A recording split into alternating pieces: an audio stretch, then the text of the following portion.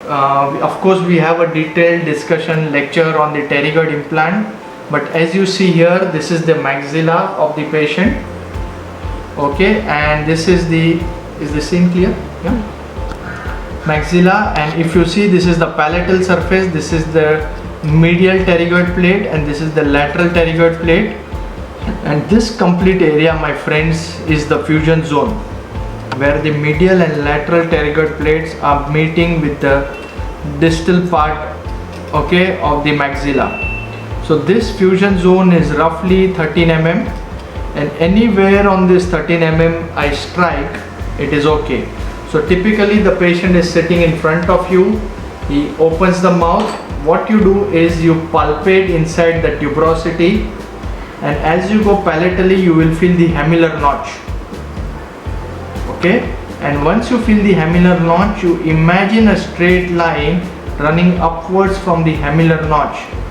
Okay, so when we place the drill going distally, you are actually going towards your fusion zone, which is here. So you will place the hand like this in the patient's mouth, palpating and then imagining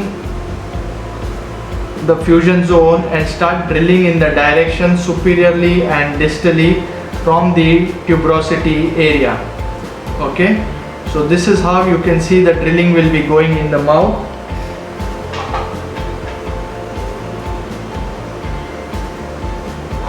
So all these rarefactions may be there in the mouth as well, don't worry. So tuberosity, fusion zone, so you may come across a weak bone, directly go here, and then when you press, there you go. Okay,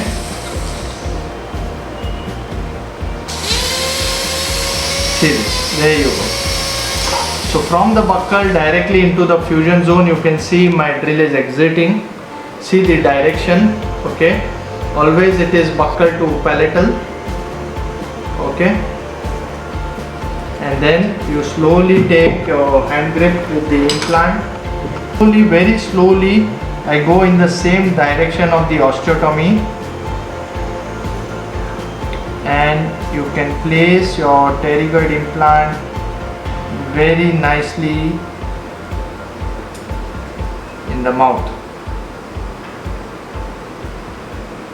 Okay, you can see this going buccal to lingual, entering the fusion zone here. Okay, perfect. Now let me quickly show you the nasal cortical engagement as well. So this is the anterior maxilla. So anything in the maxilla, anything ahead of the sinus, we call the anterior maxilla, the sinus area and the pterygoid area. So for the thin anterior maxilla like this, okay, if you see, just palpate in the mouth and keep a slightly palatal approach. So don't try to go in the center, you will come out buccally, and then just keep a palatal approach.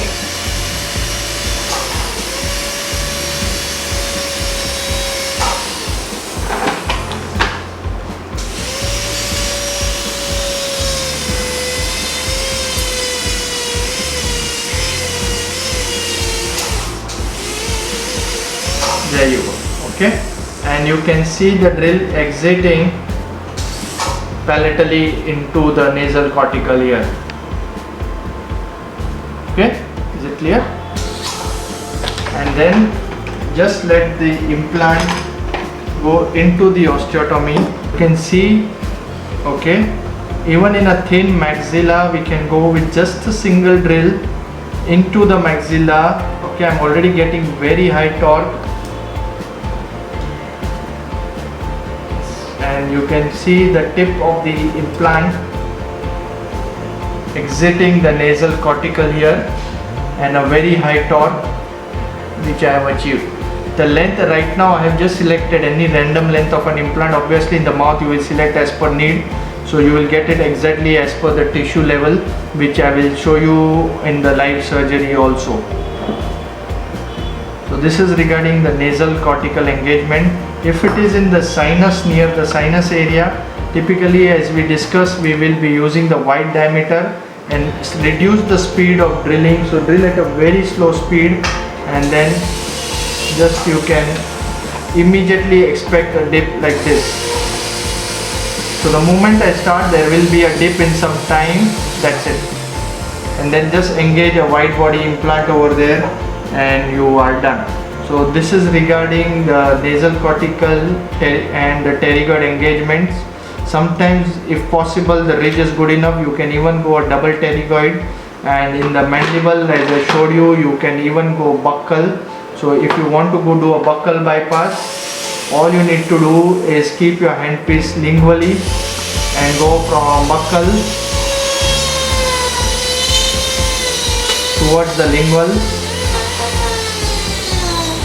Yeah, can you see this? Okay, can you appreciate the drill coming out at the buccal cortical? See this. Okay, so either you may come out buccal, or sometimes in resorb jaws you come near the base of mandible. That's absolutely fine.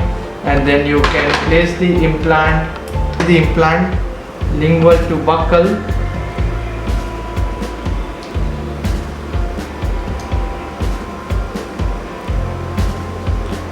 It gives a very high torque. Okay, and there you go. So if you see this is the buccal cortical engagement, tip of the implant exiting buccally, and you can appreciate the direction also. Fine. Okay, thank you.